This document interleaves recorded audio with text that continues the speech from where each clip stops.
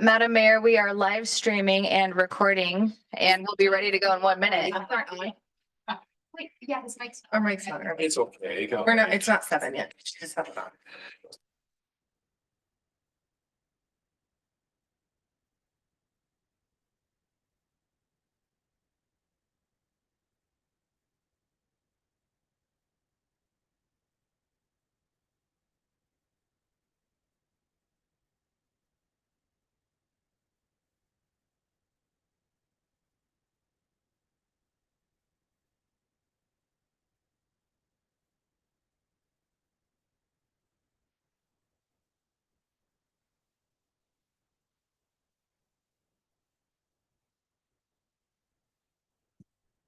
Madam Mayor, we are ready to go.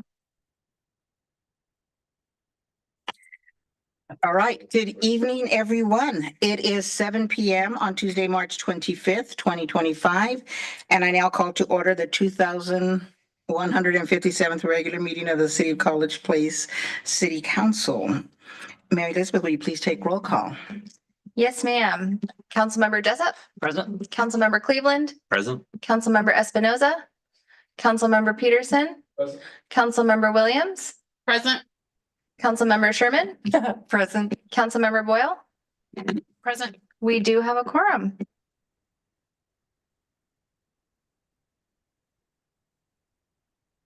Okay, sorry about that. We're talking about the camera zooming in on us. It's your good. See? Okay, now I gotta sit this way. She said it's my good side.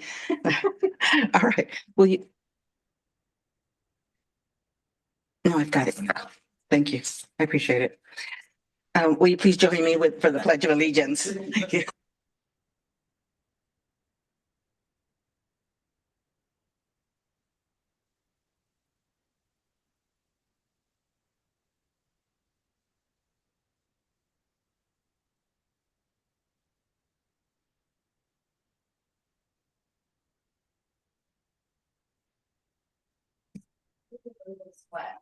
It's warm. It's time for public comment. Did anyone submit a written comment in advance or request to speak via telephone or virtually? No, ma'am.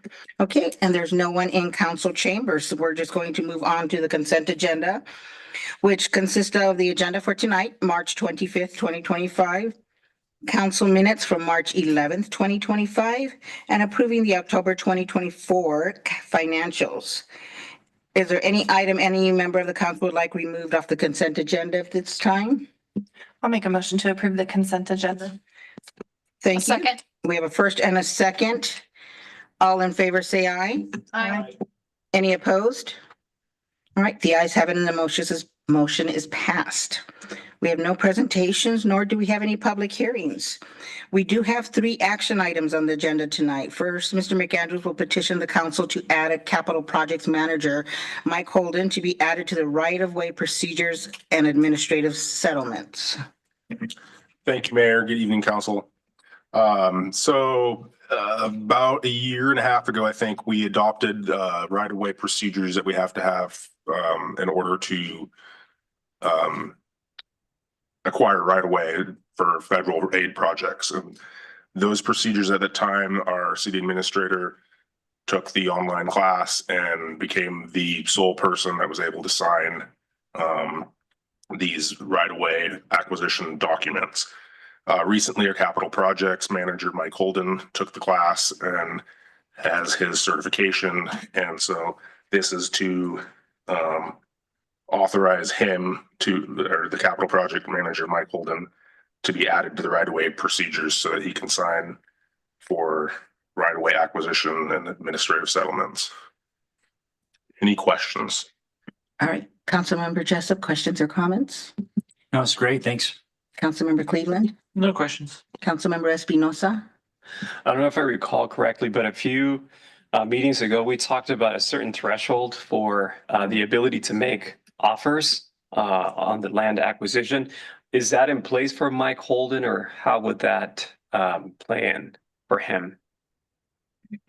So all of that ultimately would be, so the right-of-way procedures we've adopted WSDOT procedures, which I think have been updated from, I think it was, forgive me if I'm wrong, I think it was 20 or 25,000. I think it's been updated to 35,000. Does that sound right, Mike? And so this would allow Mike to sign those Mike Holden, the capital projects manager, to sign those documents to keep things moving.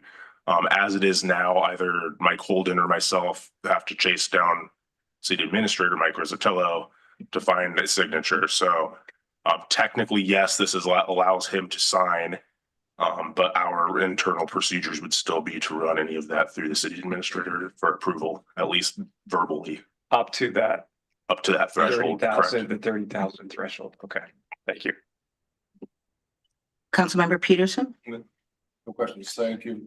Councilmember Williams, No questions, thank you. Councilmember Sherman, No questions. and Councilmember Boyle. No questions, thanks. All right, if there's no other questions or comments, do we have a motion?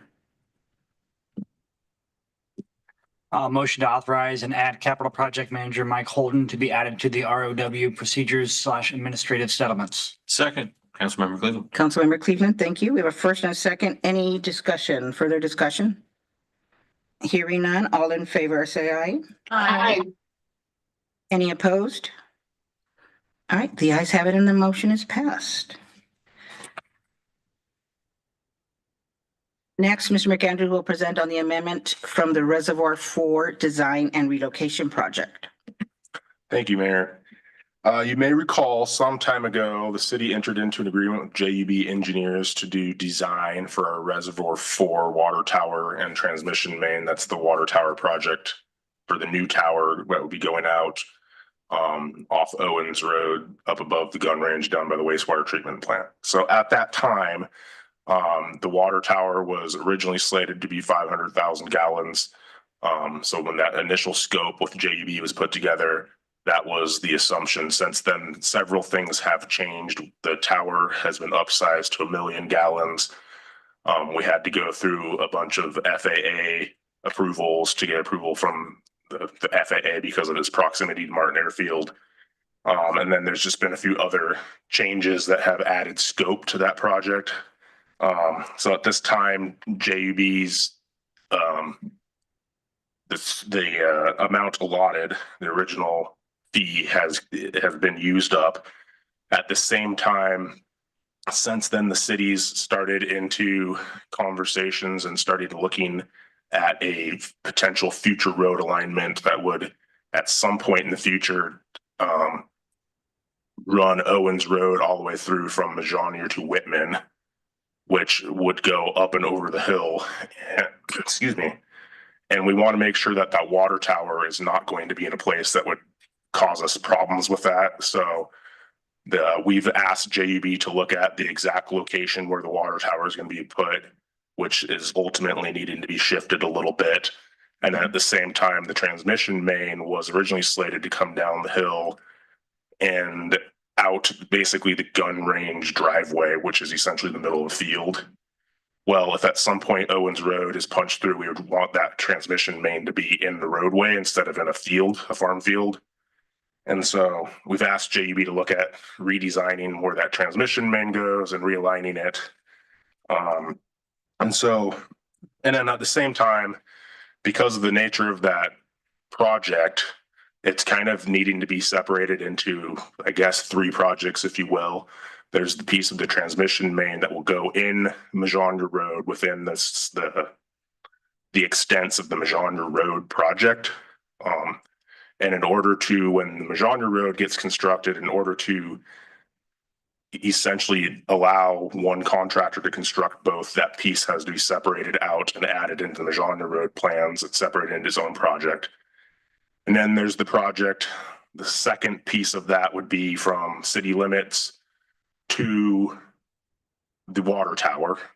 And that needs to be separated in its own project. And then the third piece would be the water tower itself. So this one, what essentially was one project, is getting broken out into 3 separate projects and ultimately will have to be bid separately. And so there's additional scope for JUB to separate those projects, to support the city with bid and award for each one, the permitting associated with them. And in particular, we have the U.S. Army Corps of Engineers funding that's being routed through them. which is there's a lot that goes into processing that funding and permitting and everything. And then there's a little bit of additional surveying and topo work that has to go into this project. So all of that said, this would be an amendment to JUB's contract, increasing the contract by $357,300. So that all of that work can be done. All the design will be in place and everything will be where it needs to be, and it not a problem for us in the future. So with that, I'll open it up to questions. Councilmember Jessup. Covered well, if I understand correctly, kind of thanks for thinking a few steps ahead on these things. So thank you. Councilmember Cleveland. No questions, but I also appreciate the forward thinking. Councilmember Espinosa. Councilmember Peterson.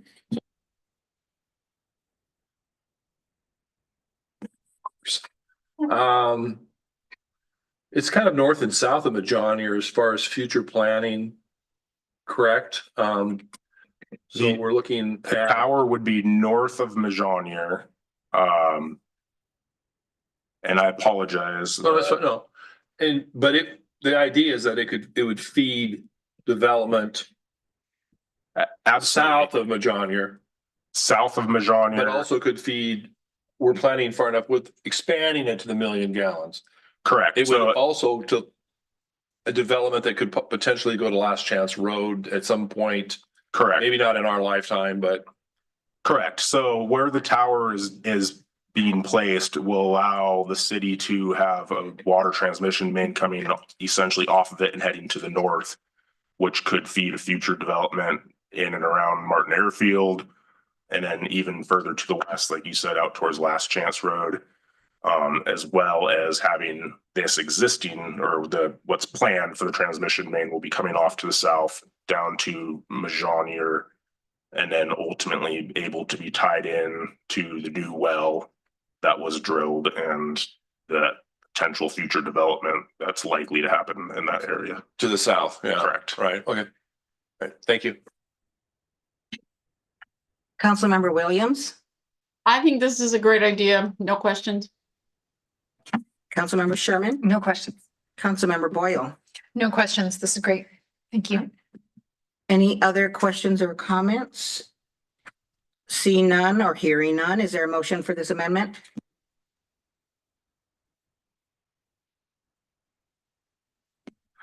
I'd move to approve the amendment for the from GOB for the additional amount of $357,300 for time and materials, increasing the total authorized limit from $654,600 to $1,011,900. Well, for me, And that was for, second. we have a second from Councilmember Espinosa. Any other discussions?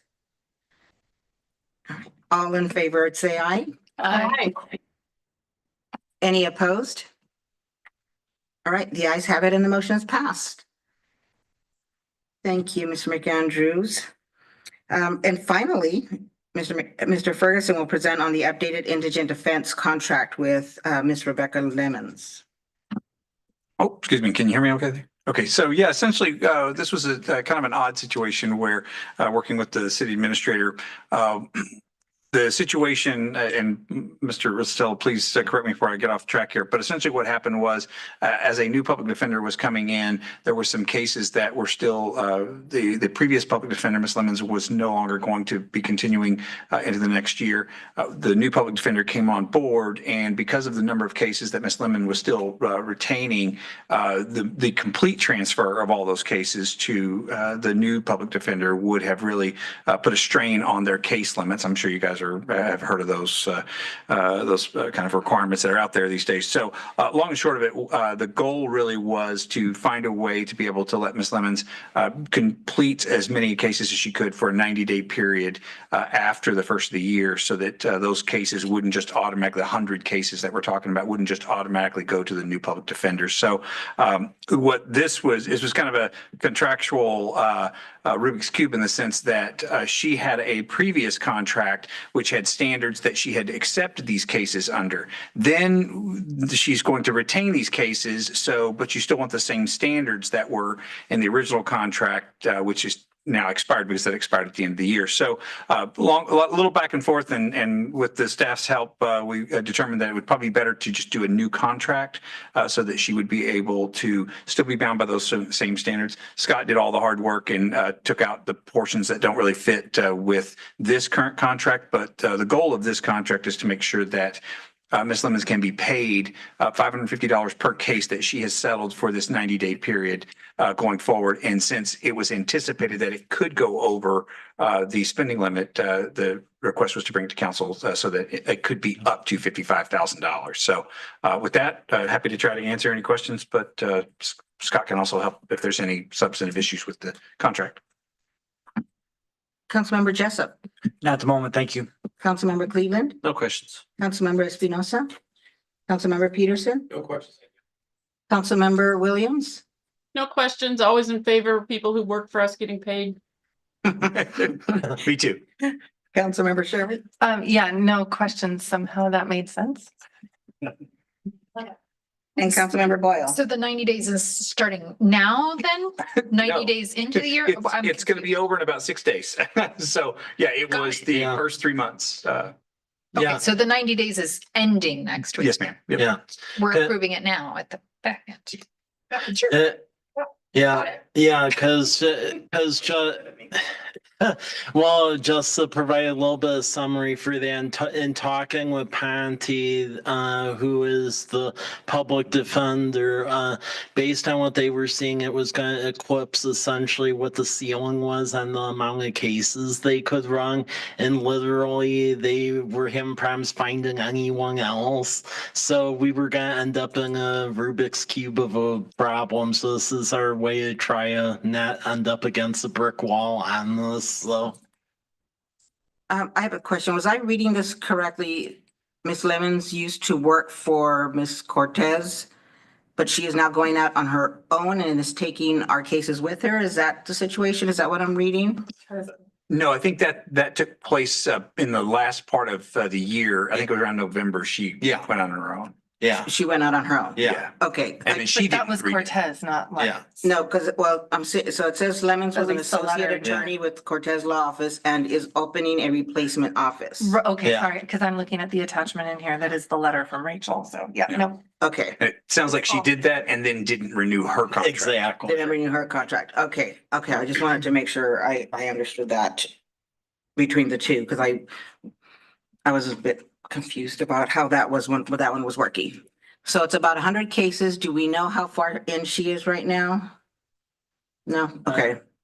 I don't have details on that. Can you turn right? Yeah, I just know in talking with Ponte, there was a fear of going well over the cap, thus we need a retainer. Sure. Any concern that it's gonna go beyond 6 days from now? At least from what I was told early on by Ponte, a lot of them were in the stage of wrapping up, so Okay. I was just trying to avoid a massive transfer. Sure, no, absolutely. It's Yeah. fine. I just want to make sure that we're doing it fair enough. Yeah, And don't, not limit you all for having to do it again, or wanted to make sure it was enough time. Okay. Any other questions or comments?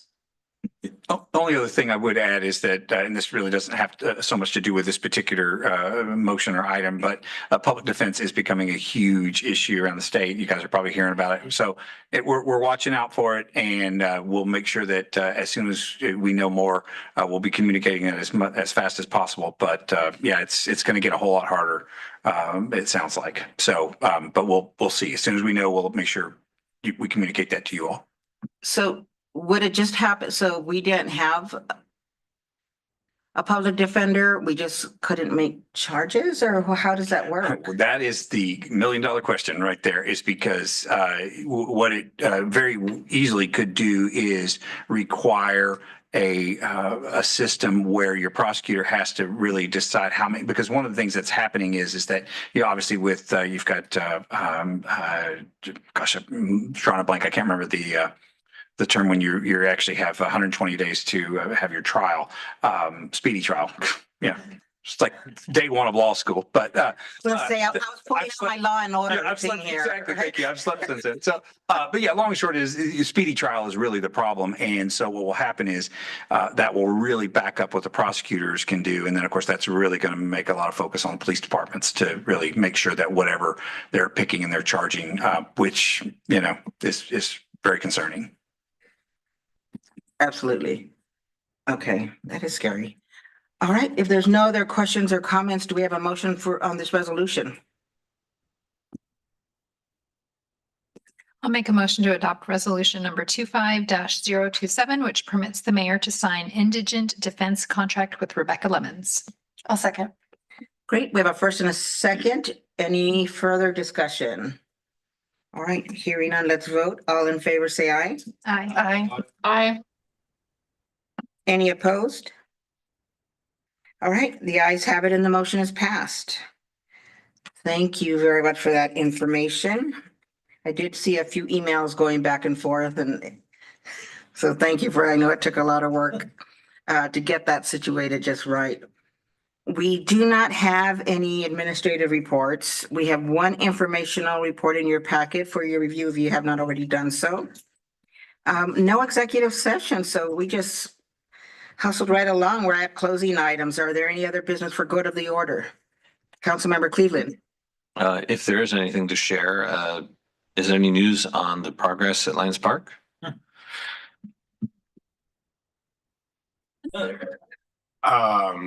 I don't have all the information. John Rickard is handling that, and I haven't been in all the meetings, but they have been making significant progress. The last schedule that I saw them going, I think, about halfway into April. So don't quote me on that, but I know they are working diligently to get this done as quickly as possible. Mike, have you heard otherwise? Anything from John? That is correct. The mid-April timeframe, and that's been reiterated on them, like hurry it up. So I mean, with weather like today, Yeah. it should be done next Yeah. week, right? Yeah, exactly. No, there's still a decent amount of work left to do, but they're working hard. If you've been by there regularly, you can see progress happening. There's definitely going to be some punch list things that have to get straightened out, just, you know, as with any project, but I feel cautiously optimistic that we'll be on track for mid to late April. All right, thank you. As long as there's, sod on the, on the dirt. We can dress up the rest, right? I noticed that there was for sale signs up on the Villages Phase 8. Is that what they're working on right now? The Villages of Garrison Creek? Yeah. Yeah, phase 12. Phase 12? yeah, Oh, okay. I'm getting as confused as our water wells. On 6, right? So I'm just wondering, do we know how many houses are completed or have their permits for occupancy? Again, I don't have those numbers. I actually drove through there earlier today. There's 4 or 5 that have foundations going. I think. I know the amount that have been issued, so 7 so far. Oh, I haven't driven in there. So is Yeah. it just pre-sales? Is that what they're doing? Yeah, I'm sure that's what they're doing. Oh, that would I explain. imagine here within a month or so, they'll have a model home. They'll pump one out and set it up as a model home would be typically how these things go. So Which is gonna be Mike's future home, right, Mike? yeah. just moving I need a along. bigger Your yard. house, right? Okay, So my dog doesn't knock itself out on the back fence, so just running out. yeah. All right. Anything else? All right. If there's nothing more, do we have a motion to conclude the meeting? So moved. Thank you, Councilmember Espinosa. Do we have a second? Second. Peterson, thank you. So there's no objections. The meeting is concluded at 7:23 PM. All right. It's not our record, but it's not too bad. All right. Good evening. bye. Bye-bye. Yeah.